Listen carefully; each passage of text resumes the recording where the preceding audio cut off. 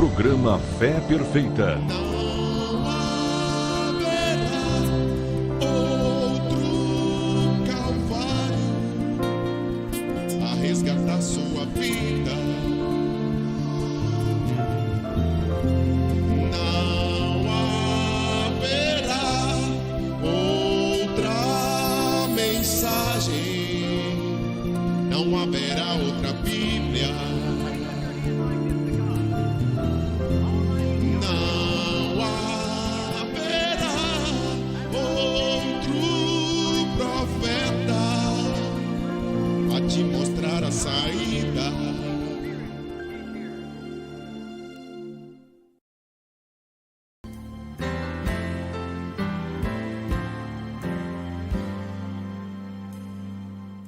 Nós estamos agradecidos a Deus pela oportunidade que Ele nos concede de entrar na sua casa, no seu estabelecimento, para levar a você a mensagem do Evangelho restaurada por um ministério enviado por Deus para preparar o coração do povo para o maior evento que a terra já vivenciou, que é a segunda vinda de nosso Senhor Jesus Cristo. A primeira vinda de Cristo foi algo bastante significativo e importante. Ele veio fazer o fundamento, ele veio dar sua vida para resgatar um povo da maldição do pecado e para nos garantir uma vida eterna em um lugar que o Jardim do Éden, registrado aqui na Bíblia, era apenas a sombra das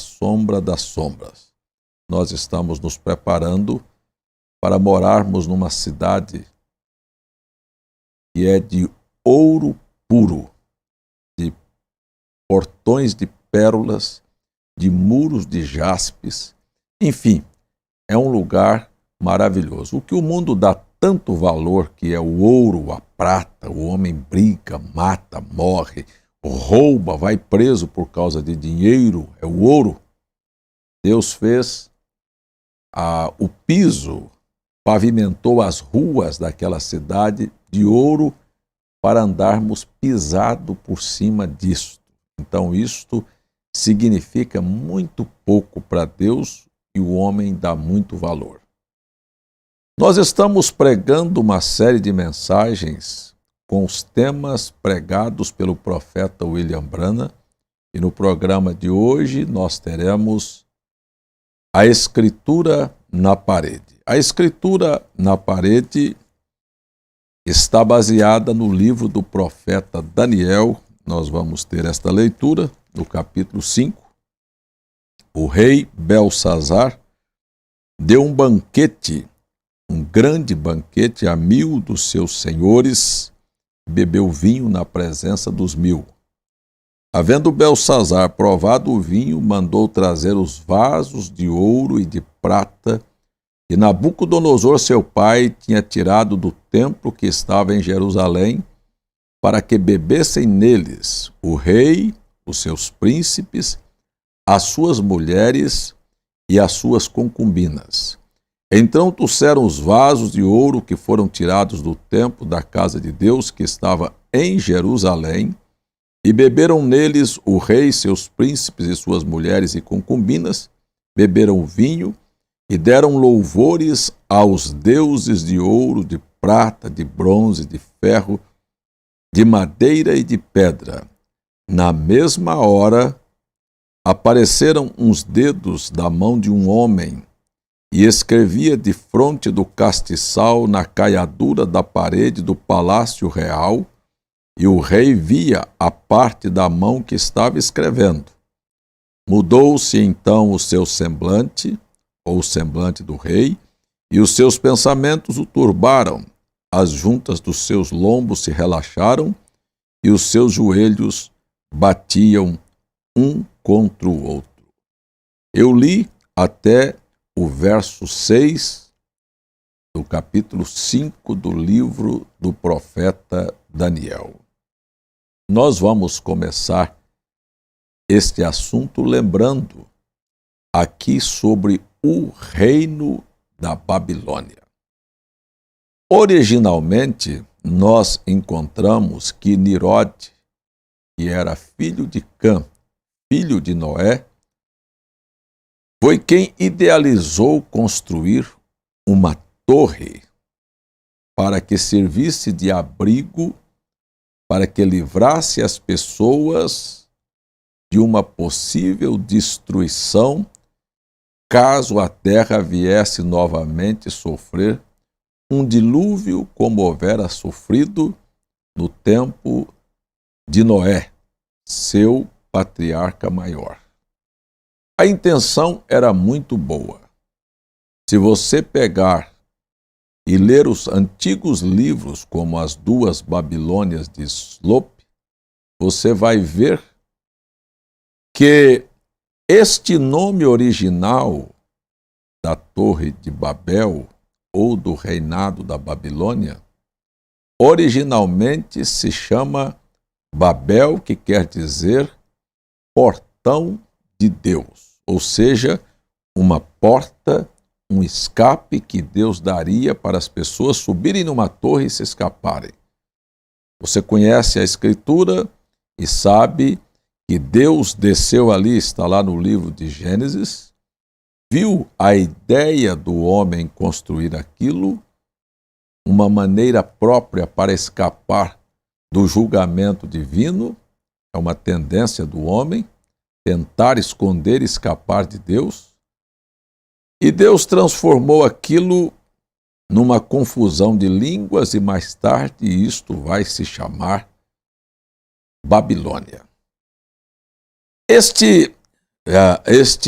Esta nação, este povo, estabeleceu seu reino no Vale do Sinar, num vale fértil, e aquela nação se tornou poderosa e dominou as demais nações ali circunvizinha.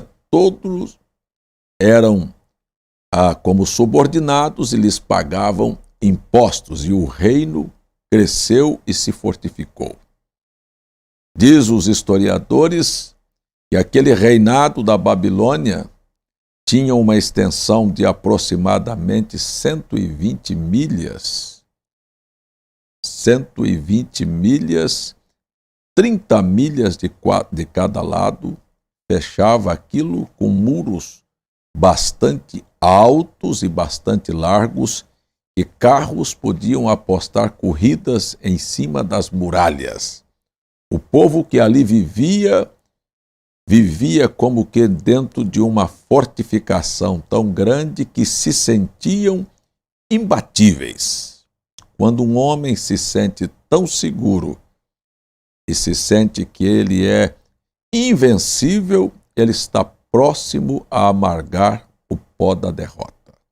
Nós conhecemos que este reino é o princípio do reino dos gentios. O profeta Daniel interpretou um sonho do avô de Belsazar, que se chamava Nabucodonosor. E Nabucodonosor sonhou o sonho de uma estátua e viu a cabeça de ouro, o peito de prata, o ventre e as coxas de bronze e os pés e as pernas de ferro misturado com barro. Não havia quem desse a interpretação. Daniel foi chamado e deu a interpretação sobre o período de tempo da existência dos reinos gentílicos no mundo. Começou exatamente com a cabeça de ouro, e Daniel disse: esta cabeça de ouro é você, o metal mais precioso. Então era um reino forte que se sentia imbatível. Satanás é sempre um imitador. Sabe como ele inspirou a construção do reino da Babilônia? Inspirado no que você vai ver no Apocalipse, Deus traçar através de João de uma cidade que se chama Nova Jerusalém, que é uma cidade de ouro puro, cercada de muros. Da mesma maneira era o reinado da Babilônia.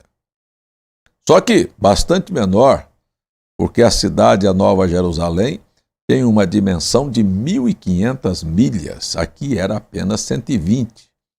No centro do reino estava o palácio de onde comandava todo o império, todo o reino. E no palácio, obviamente, o trono, e do trono passava o rio Eufrates, regava toda a cidade. E eles se sentiam, na Babilônia, nos jardins suspensos da Babilônia, como se eles fossem donos do mundo. E eles estavam autorizados a fazer o que bem quisessem. Nós sabemos que Nabucodonosor, uma certa ocasião, creio que pelo ano 586 a.C., invadiu e arrastou e levou prisioneiros os moradores de Jerusalém e da terra de Israel, levando os jovens, os artífices, as pessoas inteligentes e cultas. Você sabe, conhece a história, que foi para lá que Daniel, Mesaque, Sadraque e Abednego foram levados, e com eles mais muitas pessoas, cumprindo a profecia do profeta Jeremias por causa da rebeldia do povo de Israel. E ali se estabeleceram. Quando Nabucodonosor levou os jovens e levou os artífices, levou também de Israel o que havia de mais precioso. Davi havia juntado o material, Salomão havia edificado o templo, haviam peças de ouro, taças e utensílios que eram usados para as coisas sagradas do templo, todas foram capturadas e levadas para a Babilônia. Nós conhecemos a humilhação que Deus deu a Nabucodonosor. Quando pensou ser alguma coisa, Deus o fez pastar com os animais. Preste atenção no que é a exaltação. Aquele que exalta, Deus o humilhará. E então nós vamos ver que a Bíblia chama Belsazar de filho, na verdade, porque a Bíblia não usa a expressão avô. Então chama de filho, porque era filho do filho.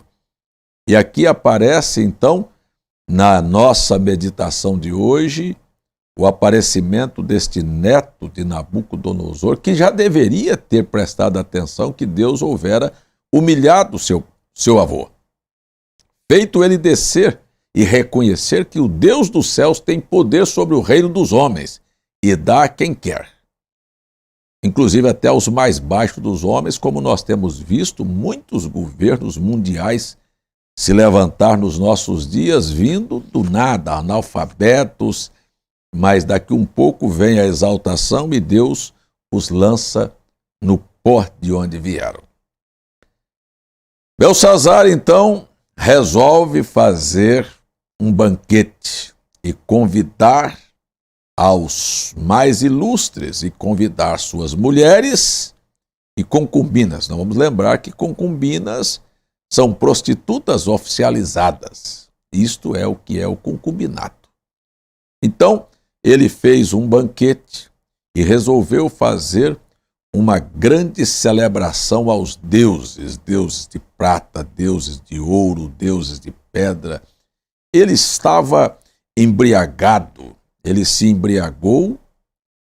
É tão interessante ver as Escrituras, que as Escrituras no livro de Apocalipse também fala de um reino da Babilônia, que é um reino de confusão, e fala de uma mulher embriagada. Só que aqui ele se embriagou com vinho. E lá no Apocalipse, eu espero que você entenda que mulher nas Escrituras simboliza uma igreja, que é a mãe da confusão religiosa que existe no mundo. Ela é capaz de trazer o sincronismo, sabe? E toda a mistificação de todos os conceitos religiosos existentes na Terra. É só estudar os seus fundamentos. É a mãe do espiritismo, porque ensina seus adeptos a fazerem invocação aos que já morreram. é a mãe do protestantismo, porque deu para os protestantes todas as doutrinas básicas e fundamentais que eles têm, como o Natal, como a doutrina da Trindade, como o batismo nos títulos Pai, Filho e Espírito Santo. É só juntar estes dois reinos, para você entender que o juízo que estava na Babilônia, lá no reinado de Belsazar, também está destinado a esta Babilônia de Apocalipse capítulo 18, e vai cair. Então o Belsazar prestou homenagem aos deuses. Eu quero só lembrar a você, meu irmão, meu amigo, que se você observar, o Deus de Abraão e o Deus da Bíblia, ele é um só. Ele nunca aceitou ser talhado, porque não há como comparar a Deus com nenhum objeto. Ele é um Deus espírito. Agora, da mitologia e do paganismo, de onde originou o reino romano, que na Bíblia é representado pela Babilônia, a mãe das abominações da terra, e na verdade o é, você vai encontrar que foi ali que se originou a crença em vários deuses, inclusive fazendo de Deus um velho barbudo, de Jesus um moço mais novo e o Espírito Santo como uma pombinha, e deu isto e chamou isto de Santíssima Trindade. Mas no início eram colocados no panteão dos deuses com outros nomes. Foi mudada no período de Roma República e novamente mudada e adaptada para o cristianismo com as expressões Pai, Filho e Espírito Santo, porque na verdade esta divindade tríplice que as religiões pagãs sustentavam, que hoje tem o nome de Trindade, e os evangélicos e os católicos morrem, mas esta palavra e esta doutrina nunca se encontrou na Bíblia e nunca foi crida por um verdadeiro adorador do Deus de Abraão. Então você vai ver que ela chamava Júpiter, Juno e Minerva, substituída, obviamente, depois do Concílio de Nicéia, para os títulos Pai, Filho e Espírito Santo. Celebrem bastante estes deuses do paganismo, porque a mão de Deus vai escrever na caiadura, e pesado fostes na balança e encontrado faltosos. Mene, mene, tekel, urfazim, que quer dizer, pesado vocês foram. Deus colocou isto na balança. É justo você acreditar numa coisa que não está na Bíblia? Ou é justo você promover estes louvores e estas festas? Que tipo de festa fazia Belsazar? Um banquete? Trouxeram, obviamente, os seus músicos para tocar, como estão tocando hoje as bandas de rock dentro dos templos, ou os twists, ou os sambas, ou os pagodes. E eles fizeram uma festa, porque todos estes ritmos, lembremos que o pai dos ritmos é o diabo. Ele foi no céu, antes de ser expulso, o líder de cânticos do céu, o líder dos músicos. Você vai ver o sincronismo da religião trazendo ritmos como os ritmos quentes da África, como o rock sendo ajuntado a estes ritmos que vão dando outros que estão por aí e que são hoje a animação da festa, que são prestadas a estes deuses que nada tem a ver com o Deus da Bíblia. Aliás, eu gostaria até de dizer a você que Deus não é um velho esclerosado, que está nervoso, estressado com a condição da sociedade e do mundo, que precisa de peças teatrais, de jograis, de danças, de shows de rock ou de entretenimento para que ele acalme e deixe a sociedade viver do jeito que está vivendo. Deus não aceita estas festas. Foi exatamente numa época de celebração desta, em que eles estavam nesta vibração e nesta embriaguez, porque isto é embriaguez, em que apareceu uma mão misteriosa traçando o destino da Babilônia. Eu quero lembrar aos nobres irmãos que o início do século XX, de onde vai vir toda esta confusão de pentecostais a tradicionais, a neopentecostais e todos esses movimentos que hoje nós temos, ele se inicia com um movimento que começou na rua Azusa, lá no estado da Califórnia, e este movimento originou-se com línguas. Preste atenção, porque aqueles que atestam o pentecostalismo hoje falam línguas, como vi um pastor aqui da nossa cidade dizer, eu falo língua a hora que eu quero, e falam mesmo.